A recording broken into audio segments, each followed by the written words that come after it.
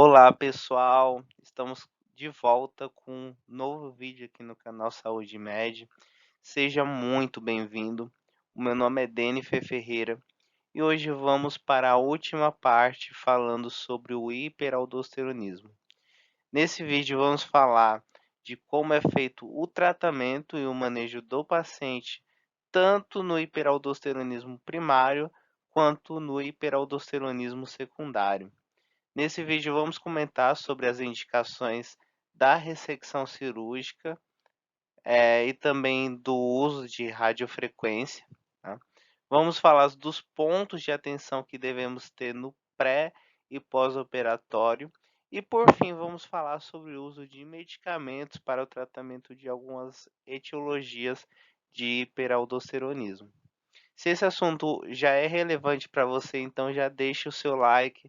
Se você ainda não é inscrito, se inscreva no canal, ativa o sininho e compartilhe esse vídeo, que isso nos ajuda muito mesmo a continuar produzindo mais conteúdos. Então a gente começa a falar sobre o manejo do aldosteronismo primário, né, de como realizar o tratamento desses pacientes. Então, o tratamento para aldosteronismo primário, ele depende da causa subjacente, ou seja, ele depende da etiologia, né? A cirurgia é, na maioria das vezes, o tratamento de escolha para o adenoma produtor de aldosterona e é frequentemente realizada com técnicas laparoscópicas, que pode ser com abordagem anterior ou posterior, tá? Isso reduz o tempo de recuperação do paciente e também o custo hospitalar, né? Uma nova abordagem de tratamento e também uma alternativa potencial em relação à ressecção cirúrgica é a ablação por radiofrequência, né? Com ali os avanços nas técnicas de localização de imagem e de radiofrequência, as ablações elas demonstraram ser seguras e eficazes para os adenomas produtores de aldosterona e com bons resultados a longo prazo em relação à pressão arterial, a concentração de potássio e também o número de antihipertensivos usados, né? Porém, os resultados eles não são diferentes ali se a gente comparar com a ressecção cirúrgica de adenomas produtores de aldosterona. Mas aí tem a vantagem, né, de ter uma estadia hospitalar na radiofrequência possivelmente menor. Também uma clara vantagem da ablação por radiofrequência, obviamente, é a opção de evitar a cirurgia, né? Porém, tem a desvantagem também, né? A desvantagem nesse procedimento é a incapacidade de obter histopatologia, já que o procedimento ele destrói o tecido patológico, né? A ressecção ou ablação de um adenoma produtor de aldosterona, ele pode curar ou até mesmo melhorar a hipertensão, né, e resolver o problema da hipocalemia. A adrenalectomia unilateral, por exemplo, cura a hipertensão em 30 a 70% dos pacientes. Então, como a gente pode ver, tem uma possibilidade de curar o paciente da hipertensão até relativamente alta, né? Pode chegar até 70% dos pacientes que têm o adenoma produtor de aldosterona ou a hiperplasia adrenal unilateral, né? E os estudos nos sugerem que a resolução da hipertensão após a adrenalectomia para aldosteronismo primário já é menos provável, né? Principalmente em dois casos. O primeiro é se houver história familiar de hipertensão e o segundo é o uso de 2 ou mais agentes antihipertensivos no pré-operatório, né? Então, esses pacientes que têm uma história familiar ou que utilizam vários antihipertensivos, eles já têm um pouquinho menos de chance de cura, né, total da hipertensão arterial.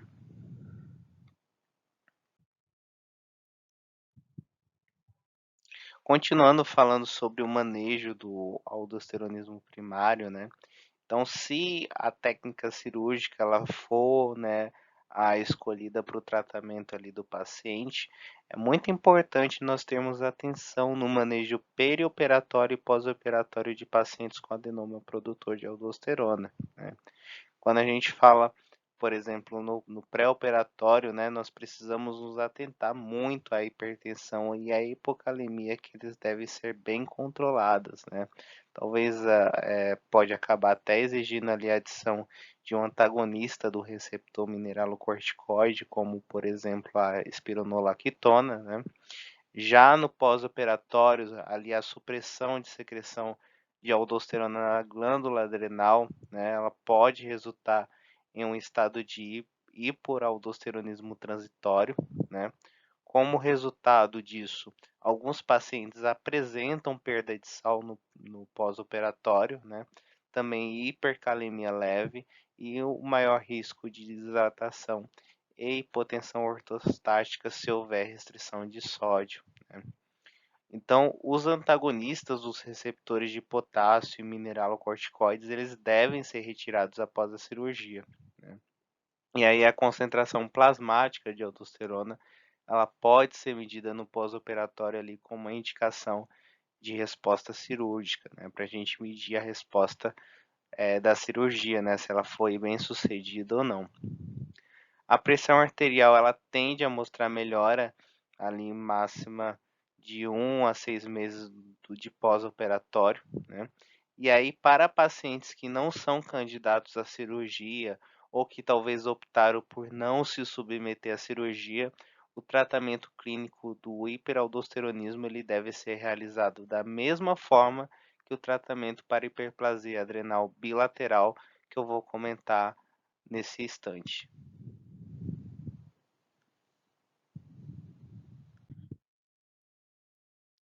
Ainda falando sobre o manejo do aldosteronismo primário, né, mais especificamente ali falando sobre a hiperplasia adrenal bilateral, né. Então essa condição, né, ela é melhor tratada clinicamente com o uso de um antagonista do receptor mineralocorticoide, tá. Porém, em alguns casos também a adrenalectomia unilateral, ela pode ser considerada também. Quando os medicamentos eles forem utilizados, que vai ser a maioria das vezes, né, para esse tipo de situação, para esse tipo de etiologia, a espironolactona geralmente é o medicamento de escolha, né. Ali as doses de espironolactona necessárias, elas variam ali de 50 e pode chegar até 400 miligramas por dia, né, depende muito da situação do paciente. Geralmente ela é administrada ali até 2 vezes ao dia. No entanto, embora o medicamento ele seja muito eficaz ali para controlar a pressão arterial, aí também a hipocalemia, né, o uso da espironolactona também ela é limitado devido aos efeitos colaterais, né. Por exemplo, a gente tem os casos de ginecomastia, disfunção erétil, né, que ocorre ali frequentemente durante o tratamento a longo prazo em homens, né. Isso ocorre devido à característica da espironolactona ela ter ações antiandrogênicas, né, ali no paciente. Já nas mulheres, a espironolactona ela pode causar disfunção menstrual, né, principalmente sangramento intermenstrual. Também pode ocorrer fadiga, né, intolerância gastrointestinal, né, são outros fatores, efeitos colaterais comuns, né, com o uso desse medicamento. E aí o que a gente pode fazer quando a pressão arterial ela não é controlada com a espironolactona, ou quando existe problemas, né, como a gente já citou aqui com a tolerância ao medicamento devido a esses efeitos colaterais. Uma das alternativas que podem ser necessárias, né, é a gente pensar talvez na adição de outras terapias antihipertensivas. Então a gente pode pensar em usar, por exemplo, os diuréticos poupadores de potássio, né, como é o caso dos inibidores do canal de sódio epitelial, né. A gente tem tanto o triantereno, que hoje já não é comum, né, de achar aqui, no Brasil, eu acho que até o registro dele foi encerrado, mas a gente tem a opção da amilorida, né, para ser utilizado. Embora esses medicamentos, eles normalmente não são tão eficazes quanto a espironolactona, né, para essa situação específica. Também os antagonistas do canal de cálcio dihidropiridínicos como o anifedipino, né, o amlodipino, eles podem ser considerados para o uso, né? Mas precisa ser esse tipo aqui, precisa ser os antagonistas do canal de cálcio dihidropiridínicos, tá? Os antagonistas do canal de cálcio, né, eles têm 4 tipos diferentes, né? Então precisa ser especificamente esses, né, para a gente ter um resultado satisfatório, né? Esses medicamentos eles mostraram reduzir de forma eficaz a pressão arterial nesse tipo de situação. Também é muito importante nós aconselharmos o paciente a realizar restrição dietética de sódio, né? Preferencialmente ali o sódio abaixo de 100 milimols por dia, tá? Incentivar o paciente a realizar exercícios aeróbicos regulares, né? Manutenção de peso corporal ideal, tudo isso irá contribuir muito para o sucesso do tratamento farmacológico da hipertensão na hiperplasia adrenal bilateral. E por último, né, falando sobre o manejo do aldosteronismo primário, a gente tem os pacientes com aldosteronismo remediados por glicocorticoides, né? Essa situação ela pode ser tratada com sucesso ali com baixas doses de glicocorticoides, né, como por exemplo a dexametasona pode ser utilizada. E como é que funciona, né? Qual que é o mecanismo? Então, ao inibir a liberação de ACTH com um glicocorticoide, a produção anormal excessiva que está ocorrendo de aldosterona, ela pode então ser suprimida, né? Para esse tratamento, a gente deve usar a dose mais baixa possível de glicocorticoide, né, que seja capaz de normalizar a pressão arterial e os níveis de potássio, né? A gente usa essa dose baixa exatamente para minimizar os efeitos colaterais do medicamento, que a gente sabe que em excesso pode causar muitos efeitos colaterais, né? E aí, para nós avaliarmos a eficácia do tratamento e também evitar o tratamento excessivo, a atividade de renina plasmática e a concentração plasmática de aldosterona eles podem ser medidos, né? Como tratamento alternativo, os antagonistas do receptor mineralocorticoide, como a espironolactona, ela também pode ser utilizada para tratar o aldosteronismo remediado por glicocorticoide, tá? Mas sempre a primeira opção é utilizar um glicocorticoide em baixa dose. E aí a gente já começa a falar sobre o manejo do aldosteronismo secundário, né? Nós falamos do primário, agora vamos falar sobre o secundário. No aldosteronismo secundário, nós temos a estenose da artéria renal ali como causa, né? E para tratar esse paciente, o manejo ele pode ser apenas por terapia clínica ou também combinada com a revascularização, tá? O objetivo desse tratamento é controlar ali a pressão arterial, bem como prevenir, né, o declínio da função renal e da doença cardiovascular secundária, né? Para as causas de displasia fibromuscular da artéria renal, a angioplastia primária é o procedimento endovascular recomendado, tá? No caso já da doença renovascular aterosclerótica, já a angioplastia com colocação de stent ela é preferível do que simplesmente a angioplastia isolada, né? A angioplastia com stent é essa que a gente vê aqui na foto, né? Então, é a melhor escolha ali para o paciente nesse tipo de situação, tá?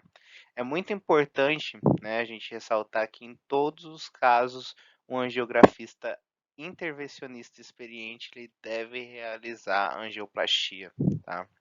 Também temos a cirurgia para o reparo da hipertensão vascular renal, que ela é exclusivamente reservada ali para os pacientes com angioplastias prévias sem sucesso.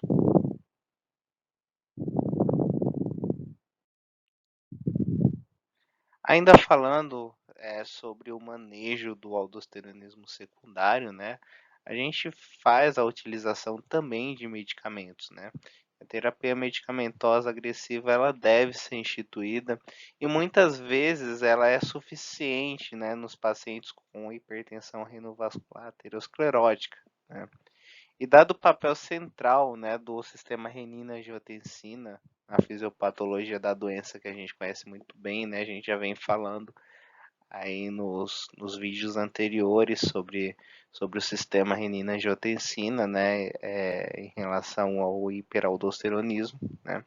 Sabendo disso, os inibidores da ECA, né, os inibidores da enzima conversora da angiotensina, que a gente tem ali os representantes, né, como o captopril, o enalapril, né, também os BRAs, né, os bloqueadores dos receptores de angiotensina, como é o caso da losartana, da valsartana, né, são ali os medicamentos de escolha para o tratamento clínico, né, porque eles têm tanto efeito antihipertensivo quanto também eles têm efeito renoprotetores, tá? Eles são protetores dos rins.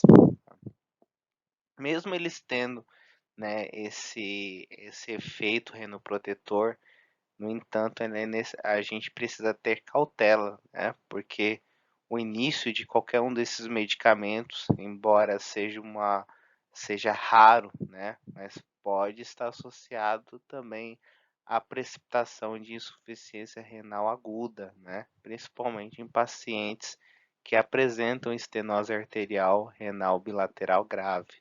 Tá? Então é um ponto de atenção aí para gente.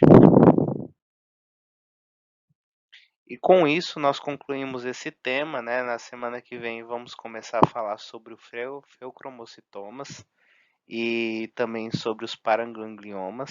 Então não perca, tá? E lembrando vocês também que temos outros vídeos disponíveis no canal para vocês. Então acesse o canal, né? Os vídeos ali eles estão organizados e disponibilizados em playlists para que você possa acessar com mais facilidade os conteúdos. E também, se tiver alguma dúvida, pode deixar nos comentários que na medida do possível estarei respondendo. Então até semana que vem, pessoal. Um grande abraço a todos e tchau, tchau.